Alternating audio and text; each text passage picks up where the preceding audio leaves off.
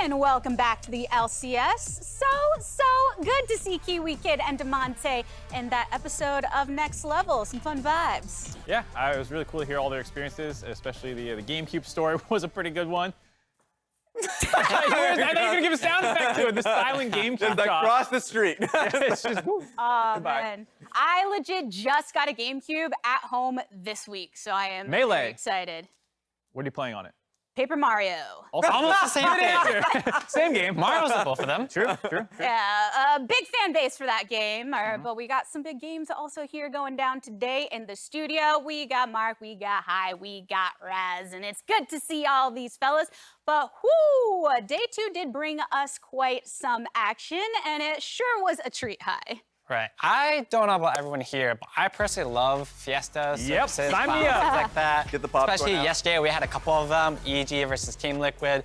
You know, who's in whose base, how many times, I don't really know. Same with C9 and CLG. I love these kind of games. A lot of team fights, because oftentimes when a team's playing well, you won't see these great team fights where it's like late game, people are just fighting back and forth. You'll just see like slow, methodical gameplay. That's fun sometimes for me, but I like this stuff. Give me some fights, give me 5-item, 6-item team fights. Hell yeah. Straight Red Rover. I remember this play when CLG versus Cloud9 because like that was a TP coming in from Fudge.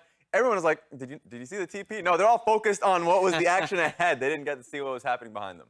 But we got more coming ahead today, Raz. I think the bangers are still to be continued. Yes, I can't wait because like we've already seen, feels like every EG game is a blockbuster film. So EG versus 100 Thieves, why not, right? Why not? Another banger, right? Yeah, exactly. Like we've already got to see what Abadage does outside when he's unchained from Karma, and 100 Thieves are just an active team consistently. So like getting to see 100 Thieves go up against Evil Geniuses seemed like a natural fit.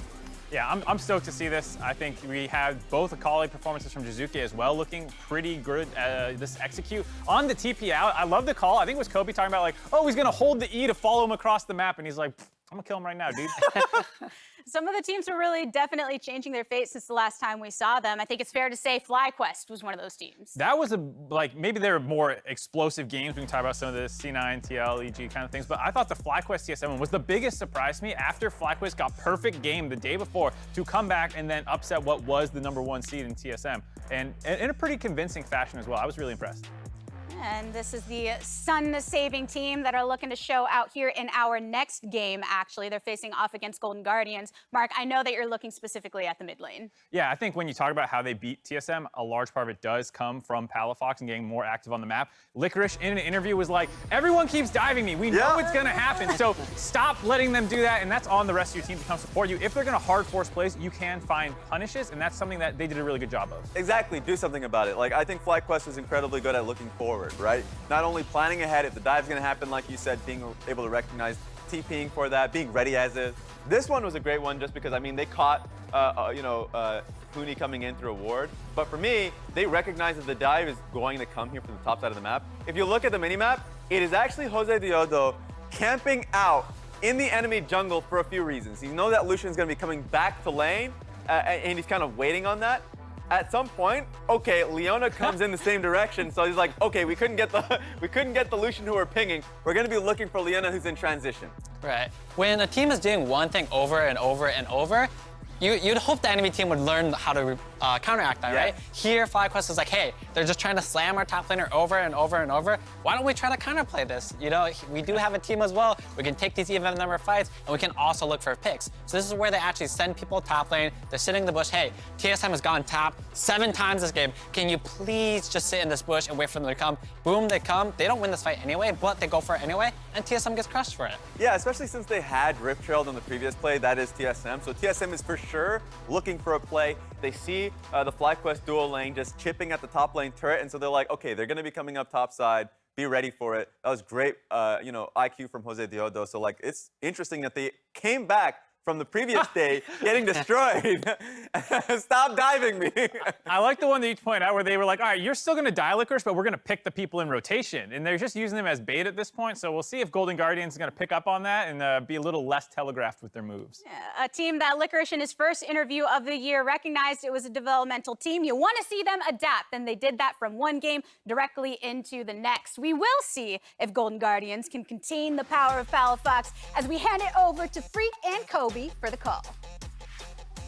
Thank you very much, Latigress. Welcome to the caster desk. I am Freak. That is Kobe. Some may call us Froby. Some may say we are the first edition of League of Legends casters. Still standing. Come up with your own. We need something good. I haven't come up with one just yet, but something that rivals the power of Doug Duo. Is that a common problem, Freak? Yeah, I frequently come up with nothing very smart. This is why I am left here as the play-by-play, because I'm not the one who knows things. We love you, Freak. We love you too, Kobe. Thanks very much. Of course, it is going to be a very fun day of 5 games of LCS. Be sure to send us your predictions to @LCSOfficial on Twitter. We got some from celebrities as well, which is fun. Dylan Francis sending it out.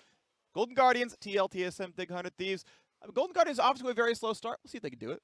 They certainly are. And it was kind of funny how they actually opened up the season with this upset over Cloud9. You're like, woo, Golden Guardians, yeah! Solo is in. It's a new era. Solo's tweeting out. He's like, what? I left the LCS for one split, and you let these guys win? And it was just like, this energy for Summer Golden Guardians. Yeah. And then it kind of fell flat after that. But we're here to kickstart it again, Freak. We're here to kickstart it again. Absolutely. I think it's definitely a possibility. I still hold that hope for Golden Guardians.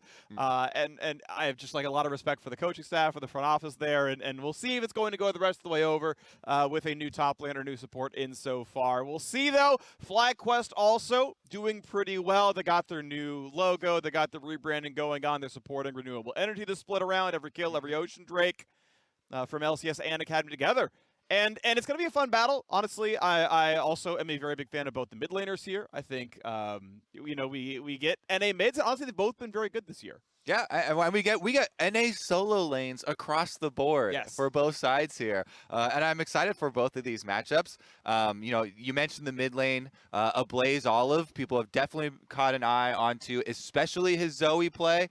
Was a big part of their Cloud9 win, finding those late game bubbles, those big picks. So him going up against Palafox, who Palafox may be, when he got signed to FlyQuest, probably the most hyped of the Academy players that was getting promoted. This NA mid laner, such a rare breed, diamond in the rough. And honestly, I actually know him extremely well. He keeps on going over to Korean solo queue of his own accord.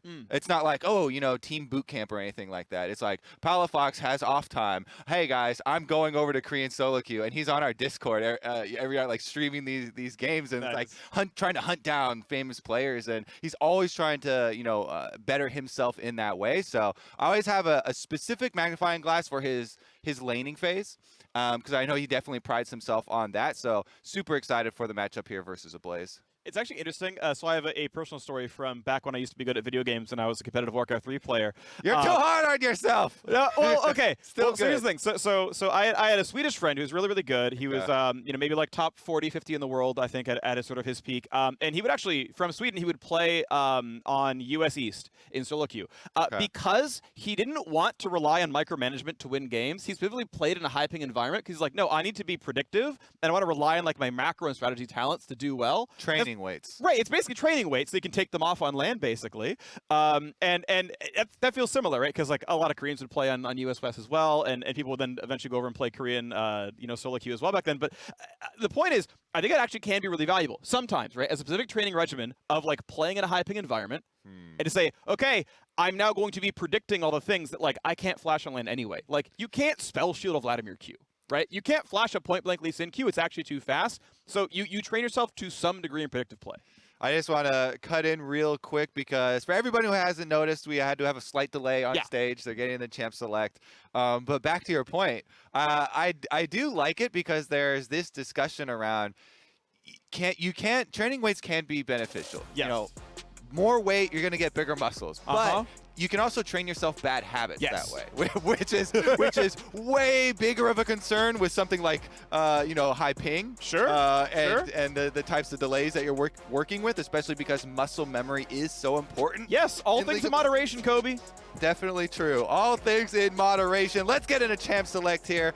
The bans are actually something that's been really fun to track through summer because so many teams actually have different takes on the meta, and we've seen so many different options, you know, specifically for solo lanes. So we see stuff like the Lulu, like the Karma here being banned out by Golden Guardians. They want to let FlyQuest rely on some of these, you know, buff up your jungler type of compositions, but that means that more of those highlight solo lane picks, you know, will be available. The Set, the Nocturne, the Lee Sin, all these things flying around, and especially if you're looking at the two top laners there, solo with multiple Nocturne games as well. Mr. Connectin? No, it's gone. Yeah, sorry. I cut you off. I apologize. All good, all good. Lee Sin is going to be the pickup for him. Honestly, I don't think this is an iconic champ. So I say this definitely goes into the hands of solo. You know, that's still up in the air, but that would be my first premonition here. And so then maybe they're looking for one of these AP junglers that have been floating around. The obvious one here, Rumble, not banned. Udyr is banned. There are definitely more options, though. You can go. We just saw in LEC the Karthus play from Bwipo. So we shall see as it rains down Akali's freak. Well, they're going to lock it in, so not instantly a rush on the Rumble. High prize onto Akali. It's interesting. A lot of these champions have really variant pick and ban rates in various leagues. I forget all of them off the top of my head, but a champion like Rumble, I think it's like 100% pick ban over in the LPL, and I think is relatively fewer over in Korea. No, that one's wrong. Rumble's in everywhere, but Akali is like really seen in some regions, not the others. I didn't think I was going to make this point, and then here we are, where me not having my numbers at the top of my head.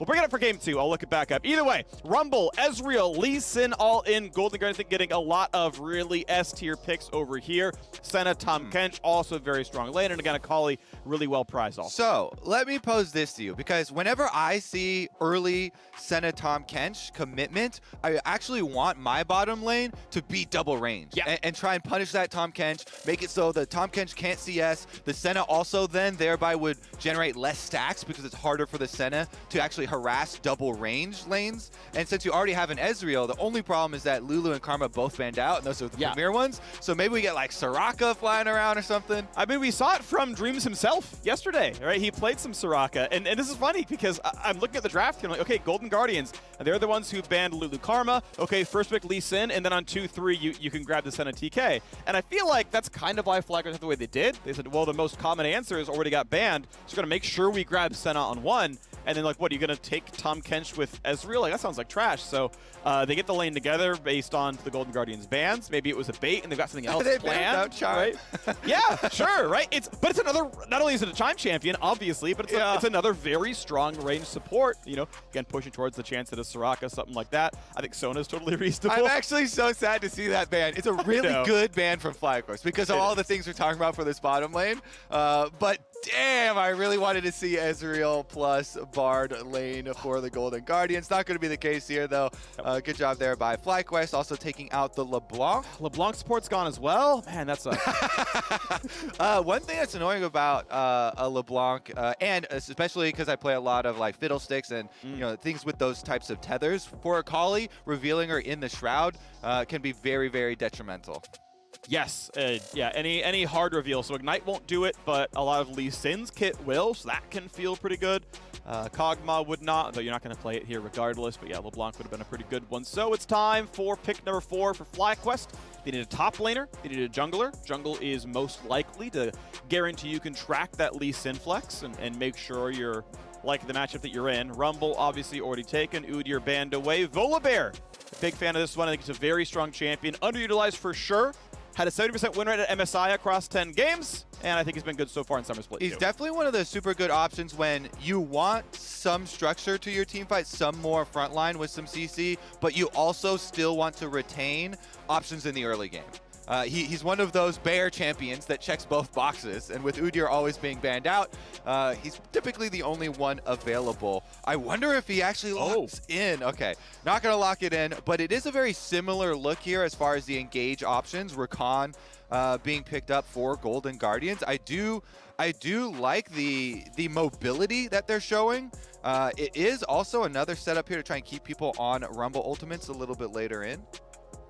Set could come through. Honestly, can feel pretty good about the Akali matchup. You can, most of the spells will just kind of land in the Shroud anyway. If you ever do get Vision, you can dunk her out of it. Obviously, Lee Sin kicks through the same. So repositioning tools out here, and is a very melee-heavy composition for Golden Guardians. Senna, if there's a game for Divine Sunderer, this actually could be one, since you're going to have pretty nice % health damage there. Oh, yeah. I am still a big fan of that build. I think it's somewhat underutilized. But either way, double Bruiser, and your one mage is Rumble. So armor stacking will serve you well towards the end game. Flexes come around. Akali is staying in mid. Gnar going top lane for Licorice. All right, Gnar, even with the couple SAD, still getting plenty of face time in the LCS. Shouldn't be nerfed yet, I believe. Oh, 11-11. Haven't transitioned yet. Is going to be really, I was going to say Solo plays a lot of set. He's a really prolific set player. So I wanted to see if they were going to flex this one into his hands and have that Lee Sin into Akali matchup for the mid lane. So see if a Blaze can actually take advantage. And that is something that is centered on the level timings here. Palafox early on has to give up control. You know, Akali pre-level 6, not going to offer a lot there. So maybe a Blaze can try and push out this wave, link up with the Rumble after the full clear. Basically, Rumble looking for top to bottom clear, then mid lane roam a whiff to try and create something. Alrighty. On to the Rift shortly. We're about to commence Game 6 for both of these teams in the Summer Split, with only 21 more to play after the Nexus Falls until the LCS Championship playoffs in a couple months' time. Golden Guardians alone in 10th place. They need to make up some spots in the standings. They lost to CLG recently. That's an even larger gap. They need to turn the corner eventually. We thought it might have been the case with Game 1 when they took down Cloud9. Sadly, that has not been a result they have replicated. We were waiting for the time when the Golden Guardians Power Spike finally pays off. Meanwhile, for FlyQuest, a decent start into summer. They're in playoffs right now, but this is the team that had back-to-back finals just last year. This is a squad that still has some room to grow, and sure, with some rookie talent, it's going to happen, but I want to see that growth continue. Yeah, that's the thing. Like, FlyQuest had to fully rebuild, so no players left over from their LCS finals days. And with a lot of the rookie talent that they brought in, last split, it really came in with a lot of hope. Grass is greener on the other side. Maybe we'll see them start to emerge here. 9-14 is definitely still doable. As you're talking about playoffs, we cast a wide net with playoffs. Yeah, we do nowadays, so I should be able to find their spot. Well, on the way forward, always a big fan of the 1 minute in, you grab sweeper and go. Keep in mind, junglers often will put a ward down, they'll recall and grab a sweeper, which means you got to put your ward down by 1 minute or you won't get it in time. So these sort of late sweeper invades will catch that ward. In this case, it will not, though. Love late invading on Rumbles, though. Yes, I'm a broken record talking about it, but every time it is so valuable here. And he's pushed off. I mean, Kobe, I like this song on repeat. I've done that for weeks before at a time. They get the Trinket Ward with the second sweeper that Jose Diodo has. His own ward's going to watch his red buff invade. So that's that early ward I was talking about for junglers. And that's going to be a red steal. That's going to be iconic. Late to his blue, having a solo take it. And early lane control likely as well for FlyQuest. Do note, though, that watching Iconic's icon there, he did not mess up his heat generation, which is something that on late invades can really mess some newer Rumble jungles up. If you fumble it a little bit, you won't be able to overheat in time. You'll be delayed on your blue buff. He still annihilated it. Really good, heat management there, even expecting the delay and being pushed out of his red quadrant. Speaking of delays, smart ward by Chime to see, hey, Volibear can be a really strong early ganker. They're going to get level 2 first as well. I'm going to ward basically in front of Krugs to see if we get that cheeky 3-camp bot lane because we're already down there gank. It'd be a very efficient gank, so tracking to make sure they're not going to randomly get hit at level 2. Yeah, when will a Volibear escape the jungle here? Don't want him charging down behind you. They are getting pushed in at the moment as well, so should be fairly safe for them. And they will get a little timing indicator here for Jose. And under the turret they are, but yeah, level 1 right now. Honestly, just not enough pressure out of a level 1 Rakan, honestly. So just infinite pressure right now for the FlyQuest side. Will say I prefer Doran's Blade starts out of Ezreal, but, whatever, he's under his turret. Yeah. I will also say, remember when we're talking in Champ Select about the mid lane matchup and a Blaze being able to push in? that protects your Rumble jungle so much, because sometimes when you get late invaded like that, you can be denied a buff, you know, triple quadrant, triple buff. But because he's got some pushing solo lanes for himself, you see Iconic easily slips into FlyQuest, a red quadrant of the jungle, clears it no problem. Jose himself double clearing on Gromp and Blue. Yep. Pretty much every jungler that has any sort of AoE wants to do it now because the cost is so low. Damage in jungle is very low right now, and regeneration is quite high. So a really minor thing, but worth mentioning, Jose Diodo gets more out of the early jungling overall. So certainly Rumble, overall a faster clear. The invade helps with that. But Jose missed out on Wolves. The Rumble from Iconic missed out on Krugs. There was way more golden XP in that camp, so yeah, the recalls are 4 seconds apart, whatever, but there is more total resources earned by the FlyQuest jungler. Yep, trying to scrounge out what he can. Delayed off of the transition from red side over to blue, but should be able to get some vision back out around this mid lane, and this is where we're looking for him to link up with that Lee Sin. So comes in through the sweeper, trying to clear out below a Blaze. See if they can have a route here, waiting on those slightly increased jungle respawn timers. Sure, 2 minutes, 15 seconds. Right now, Wolves are up, well, about to be up on Iconic side. He can run down towards Krugs. So actually know the pathing based on the ward that Chima put down for him. Jose Diodo wants to invade it, but he's not going to be there on time. The Storm is going to claim maybe 2 small chickens, but sadly not more than that. Good job protecting his respawn, though, because he knows Jose is coming right back for it. Yeah. Perfectly on time, but that's why he went in with the sweeper, as we said. Drops down his ward as well. So he's able to actually kind of smooth out his leveling pattern here and catch right back up. Because travel time used by Jose to try and contest on second respawn for Raptors does mean the Rumble's going to get to a pretty quick level 6. All right, well, we get the bright sound effects down to the bottom lane. As, hey, want to mention, every game has 1 free Pro View matchup. You can pay for the whole 5 lanes, but in this case, mid lane. Haven't watched them too much. We've been watching jungle pathing, but Ablaze Olive and Palafox are on Pro View this time around. Check that out if you want. NA mids. NA mids. FlyQuest Dragon. They should be able to take this one away because as you see, Rumble looking to counter jungle on top side. There you go, it's at 450, there's a smite, couple of Qs, easy pickup there, and Souls keep stacking onwards. As the Ezreal stacking the tier, mid laner's battling, shield comes in, Palafox level 6, but not gonna be putting a Blaze Olive in any real danger. You really can never ult past the Lee Sin, it'll just kick you into his turret. So that's going to feel bad otherwise. Speaking of those you know, pro views and these 2 NA mids that we wanted to keep the magnifying glass on, you know, Akali really is one of the champions that Palafox does pride himself the most on. So now that he has, you know, hit at least the level 6 breakpoint where you do have, you know, your options. Generally, you'll want to use your level 6 to like kill off the lower level jungle if they come for duels. Because Rumble definitely could be a much easier target to burst down than Lee Sin.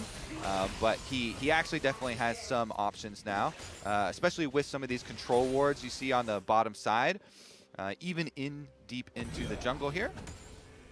And this might be Jose trying to combine for that level 6 Akali. All right, did he? He didn't just step out of the brush, right? He just like lurched forward and then stopped. I don't think he went too far up. I was looking at the mini map, so I'm going to say no. But I saw the animation jitter, but I don't think I saw him like go untranslucent. But my brain didn't quite track which one it was. Either way, Ablaze Olive is playing safely. Whatever. Looks like they're hard shoving the wave out.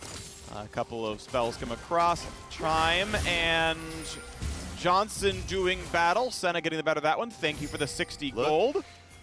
Look at Phage, the bro. he's going Sunderer. He's going Sunder. He's got a Phage. I love it. But now we got to watch the rest of the game because there's a battle for the chickens. And they're going to nobody right now as Dream is going to get dunked right into the team. Kicked backwards. Absolutely nowhere to go. Oh, the Kench teleported right to the bench, Freak. And Dreams is in the fountain. Oh, my goodness.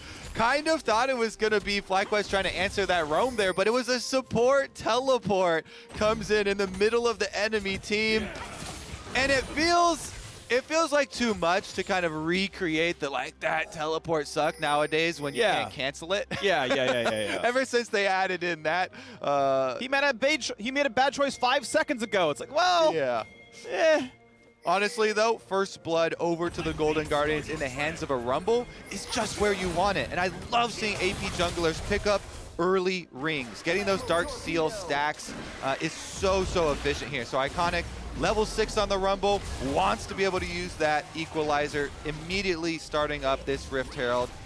Even has the extra AP from his Dark Seal stacks and the magic penetration. So this is actually very powerful Rumble, little mini power spike here towards the mid stage of the game. All right, feeling pretty good on the Golden Guardian side. 500 gold lead, about to close to double that if they can get the Herald Crash. And I mean, it's just such a big difference in combat power right now because you have so much more damage output from this Rumble compared to double health crystals on the Volibear, who's basically a meat shield just looking to get the stun in there. Solo is able to retreat back to the tower though. Wave pushing towards him, so shouldn't lose much. Wave going down, knocking that one apart. And okay, Licorice gonna be just fine here, putting in the early pressure. Pretty big lead, by the way, 16-17 CS. A bit of a wave to still clear out on the other side, but overall still winning this lane, has one plate to boot. Going for the second one.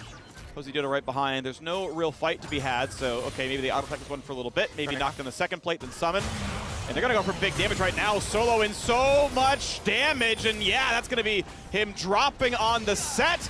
Good Rumble ulti will clear the wave out, which means they will not lose the turret just yet. Positano not certain he had to flash, but takes the safe route out and make sure he will not get too much damage from the turret. Yeah, little worried I guess about walking over the ultimate with some turret shots at him, but gonna play it better safe than starry type of style. Successful dive though, at least denies the wave to the top laner.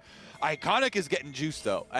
Using the Rumble ultimate there, picks up kind of the double wave at tower. A lot of extra experience there. Little bit curious, no attempt at like kind of covering the dive. He was just continuing to power farm through the wolves back there. Here's the support reset timers though. So mid laners have to get a little bit more cautious with their vision. Dragon in 25 seconds.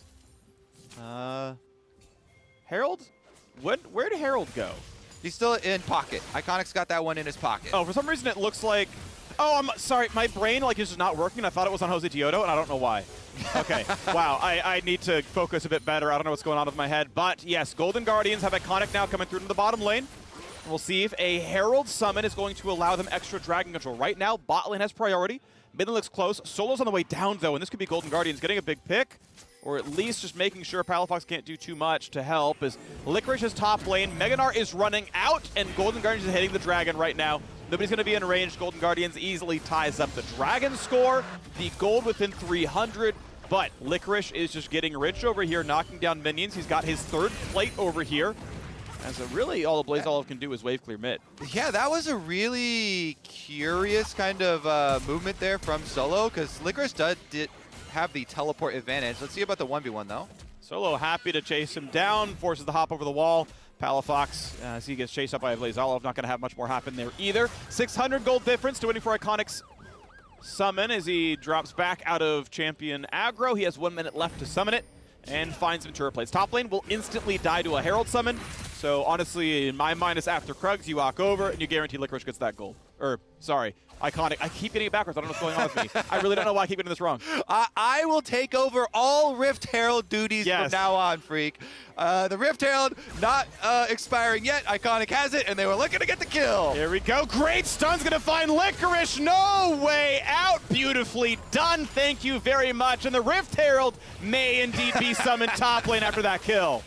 All right, bottom side though, for FlyQuest, they're going to be able to mine another turret for themselves down here. Dream and Johnson taking full effect with the Senatom Kench.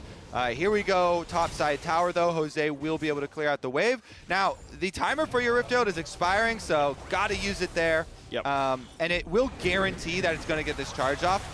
You see how Iconic moves up into range. As long as you cast Shelly there, there's no way a single champion is going to be able to kill it in time. It got close though. I've been there, so I'm just not worried about it. Yeah, of course. You know, I'm not really sweating, but it's just like there's a little bit of a change with the increased value of 900 smites. Yeah. If you've got your conversion on your smite nowadays, but. Ooh. Okay, yep, never mind. A repeat? Oh, that's a 2v1. Licorice flash. He caught the hop again. There is no way out. Oh, my word.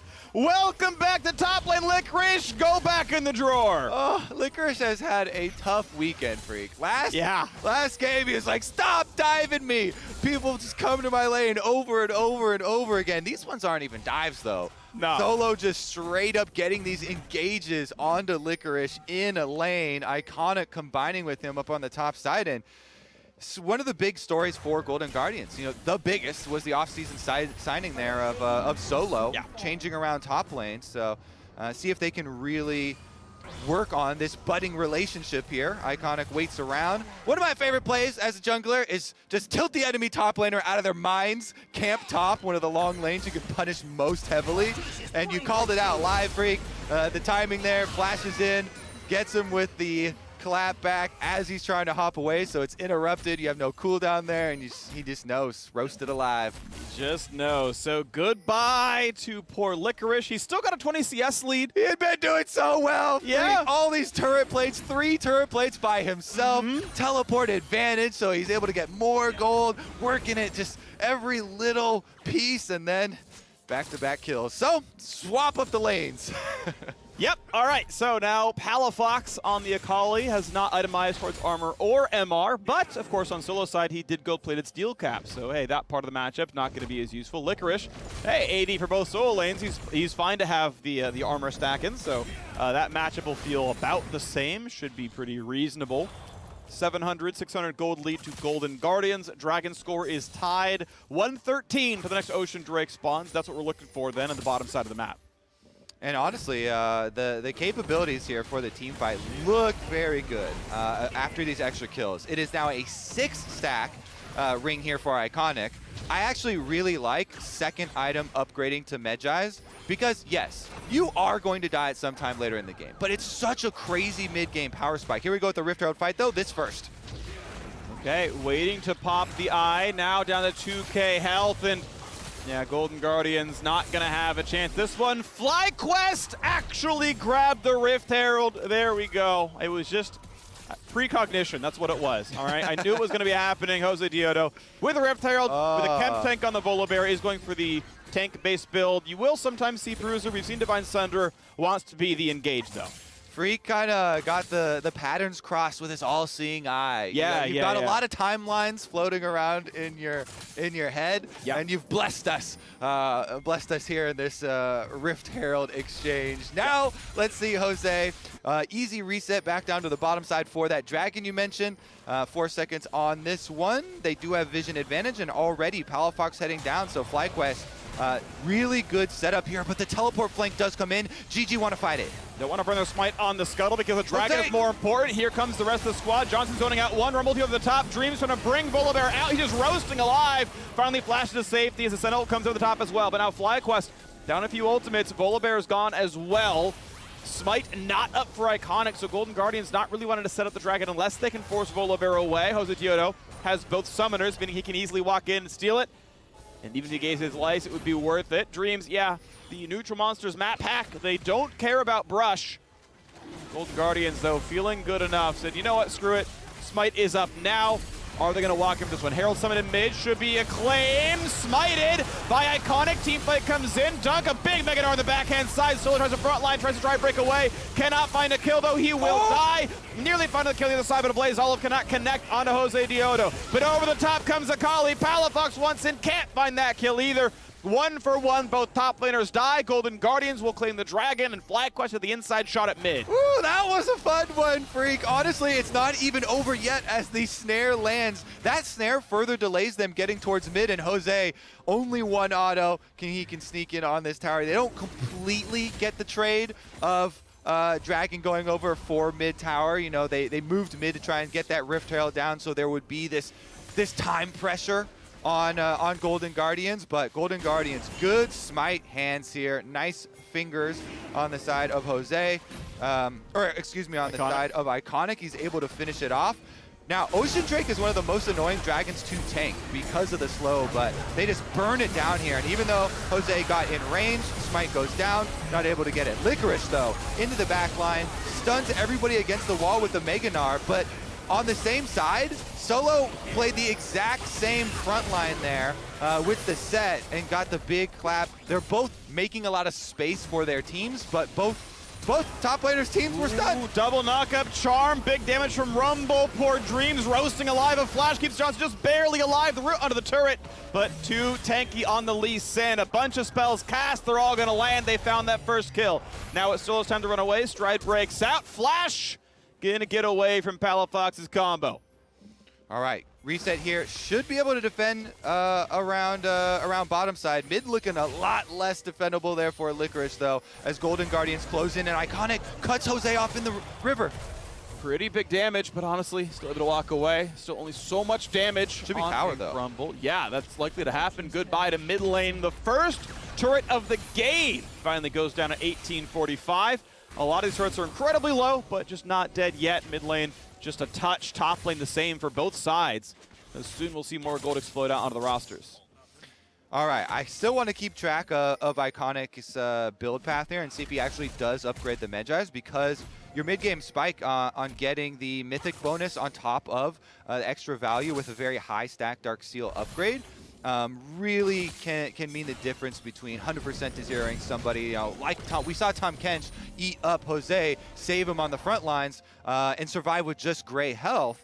A little bit of extra damage there will go a very long way in the team fight. He actually opts to spend his money more towards the Zhonya's Hourglass, though, in addition to picking up the stopwatch, also the Seeker's Arm Guard. So right along that build path, wants to get as quick as possible. Zhonya's picked up, so that way maybe he can remain deathless. Yeah, hey, remaining deathless is one of the best things you can remain doing in League of Legends. It's certainly better than dying. It is in almost all cases. I can't think of a better option than maybe some Scion strategy. Yeah, it's higher DPS to die, up your true damage stats while playing Cogma, that kind of stuff. I see. Yeah, I see. like I don't know why tank Cog is like being a thing. You're not using your passive. It seems like a really bad build. I feel like you want to maximize all parts of your kit, but oh well. A little bit of a fight up at the top side. That's, again, very easy for Lee Sin to wave clear E plus active. One-shots the caster minions. 2 autos makes the melee minions go down as well. No problem down there. These turrets staying alive. But bot lane undefended means FlyQuest will find their first turret. Palafox knocks that one down, gets 300 gold richer, and we'll see mid lane eventually attacked again, but right now it's Stixay with the control over it. And to me, it's incredibly important for FlyQuest to try and get as many of the solo tower kills to Palafox as they possibly can, because it's a very interesting comp. When you have the fasting Senna down bottom side, yeah, it is pretty decent, DPS there and sustain for the team fights, but a lot of it is going to be on the Akali execution within this team fight to take out the high DPS champions on the side of Golden Guardians and rely a little bit more on the rest of the teams like tankiness and sustain there with the Senna. So as much money as they can funnel into Palafox through opening up him, split pushing in side lanes, getting the solo kill on the outer turrets, funneling as much of those minions into him as well, is going to set the entire team up for success, not just the North American mid laner.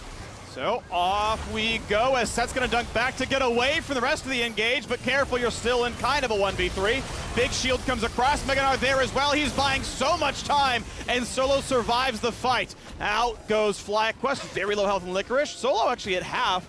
TP up for his side means Golden Guardians can kind of guarantee a 5v 4.5.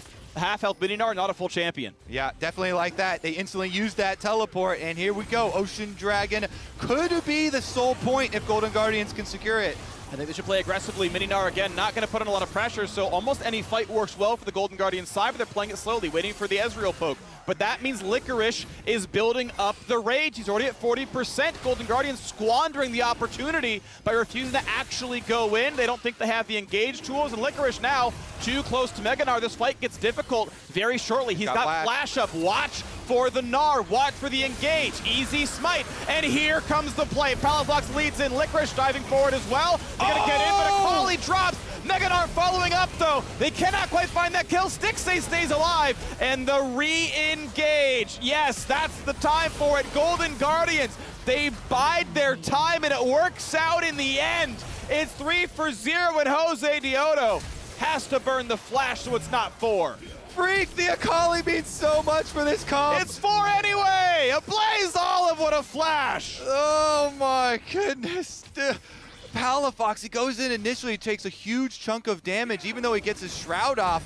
He gets annihilated by Stixay's E into Q as he's flying through the air, and once the Akali's gone, Golden Guardians just clean up the fight. All the threat is just off the table, and they get to reap all the rewards. Yeah, they lost the dragon. That was gonna set them up for Soul Point, but they get the Baron instead. Watch the Akali here. Yeah, so Palafox goes in. He gets just roasted by the AoE, and then Stixay immediately fires his skill shots right in line from where he knows Palafox is going to come through. And once he's dead, Golden Guardians can chase everybody else off on FlyQuest. They don't have that damage threat. They don't have the assassination threat. And you can see the difference maker here. Rumble damage output, iconic.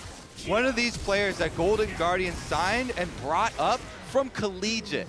Having a very good game for himself on the Rumble. Still has not died. It's a full 10 stacks. I want Magi's. Yes. He's got his whole Zonias. He's even got magic penetration. Let's get it. Hey, Kobe, we had a Magi's yesterday from Dazuke, and 5 minutes later he sold it because he lost his stacks. Like, is caster cursing Is it yourself without being a caster, obviously? I mean, you could argue Rumble's a caster. He uses spells, but, you know, his AP stacking. But every time I buy Magi's, I instantly lose all the stacks. So, you know, Iconic may be in a similar boat. Just says, you know, screw it. We're good enough here. It's worth like 65 ability power. All right. You see, even after that big loss for FlyQuest, they're still trying to keep their focus on how they could possibly win this game. They send Palafox, hey, immediately go get that outer turret gold. Immediately try and go top. We can't fight this Baroned up push from Golden Guardians. So he's just getting a couple extra waves. He got the top outer turret for FlyQuest. They're getting a tiny bit of gold back, but Golden Guardians will not stop here. They've got another minute and a half, 3 more minion waves to push with this Baron, and the 4-1 is already knocking at the doors. Inhibitor tower quickly falling down. Down to about half HP already. Jose Diota looking around the side, fighting over the control ward. He's going to get it. So some of the vision is going to go away from the Golden Guardian side. But hey, mid lane tier 2, split push by a Blaze Olive. That one's down. 9-2 in kills, 5-2 in turrets. And here comes the attempted fight. That's going to be a charm, though. Set up. Volibear dies pre-ult. Chime makes sure that fight is never even close. Double kill for Stixay. Lee Sin finds the third. Licorice trying in the backline, but he does not have the damage to kill Divine Sunderer as Real Stixay chases down.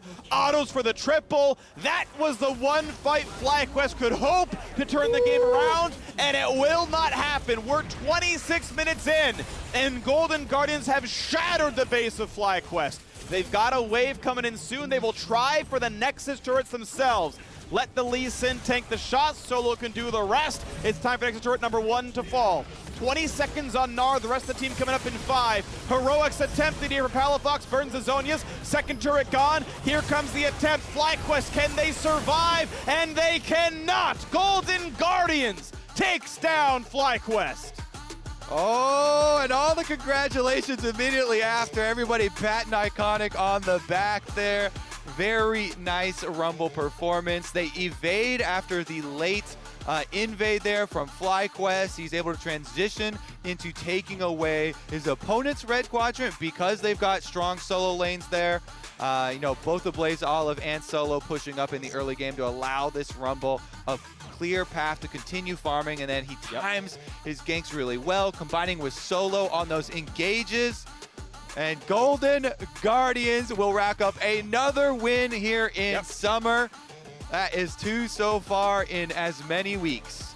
Across 18 games, they found 3 in the spring split. Across 6 games, they have found 2. The record, the win rate is not outstanding, sure, but it's clear improvement. As far as the 6 we have seen so far, they have looked better. They took down the defending champions. They've taken down FlyQuest. Let's see how much more they can do.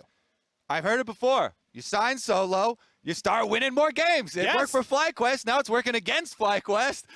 Golden Guardians have stolen their script. They've stolen the strat.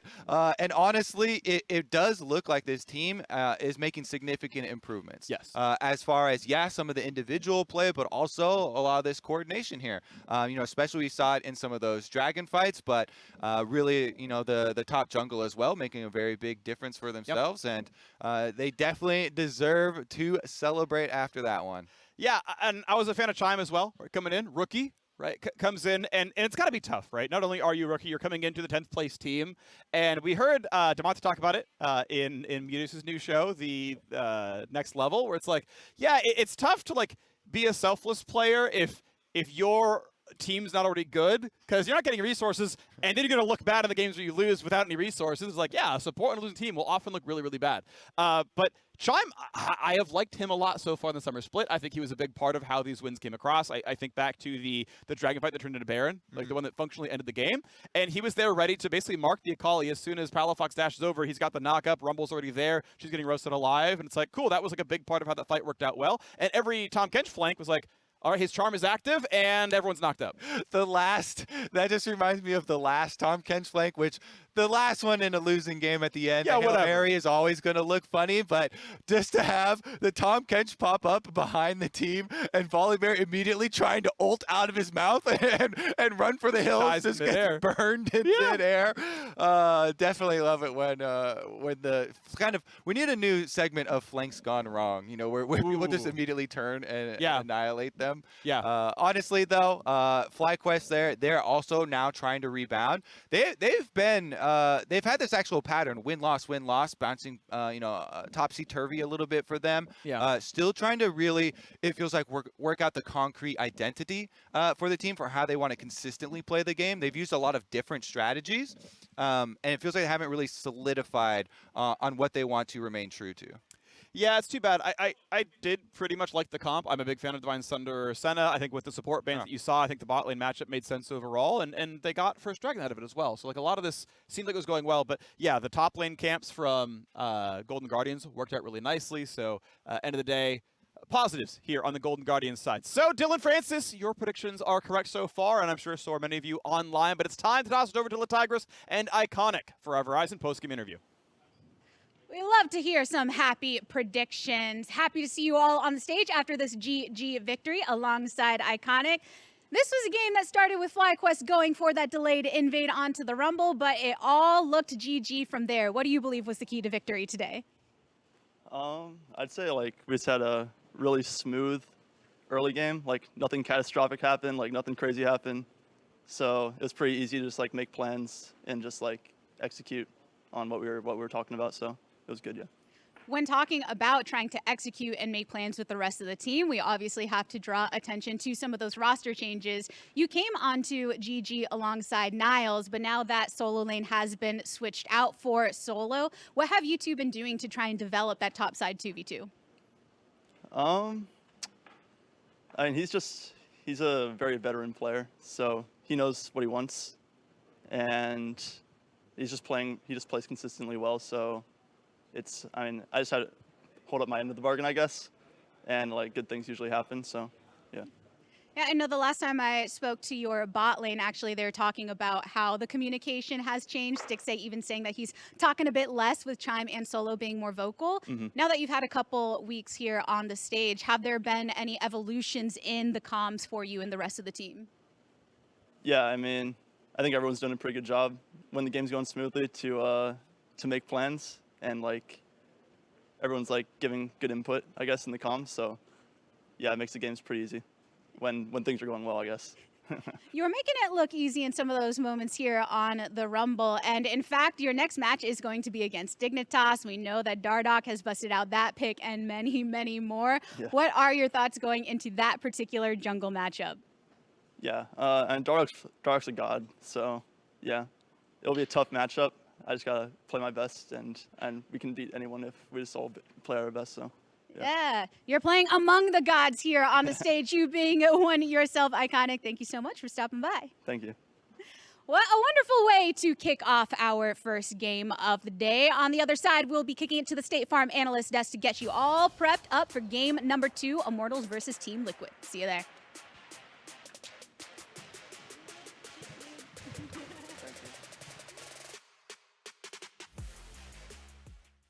They've got to get the Mountain Drake here if they want to have any chance of being able to salvage this game, but no! It's stolen away at the last moment with a beautiful smite to end this